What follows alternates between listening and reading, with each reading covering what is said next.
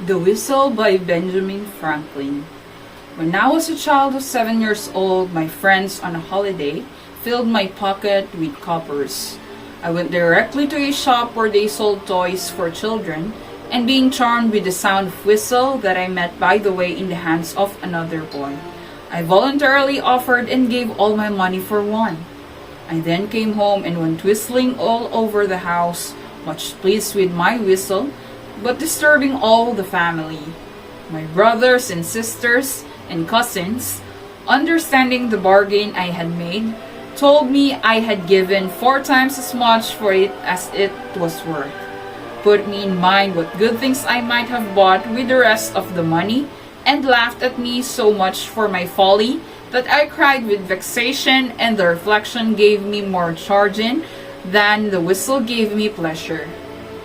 This, however, was afterwards of use to me, the impression continuing on my mind, so that often when I was tempted to buy some unnecessary things, I said to myself, "Don't give too much for the whistle," and I saved my money.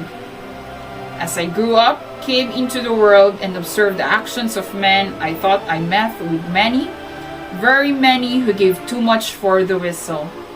When I saw one too ambitious of court favor, sacrificing his time in attendance of leaves, his repose, his liberty, his virtue, and perhaps his friends, to attain it, I have said to myself, "This man gives too much for his whistles."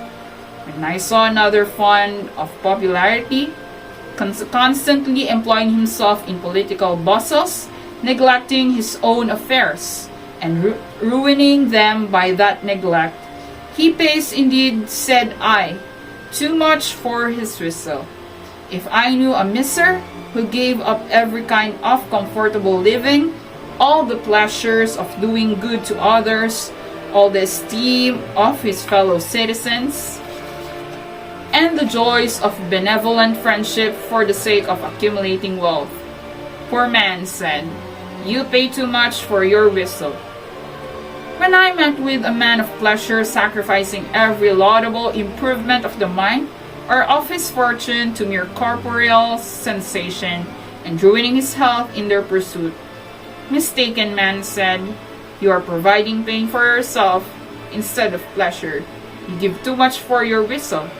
If I see one fond of appearance or fine clothes, fine houses, fine furniture, fine equipages, all above his, my brothers, sisters, and cousins laughed at me so much for my folly that I cried with vexation. Fortune, for which he contracts debts and end his career in a prison, alas, say I, he has paid dear, very dear for his whistle. When I see beautiful, sweet-tempered girl married to an ill-natured brute of a husband, what a pity, say I, that she should pay so much for a whistle.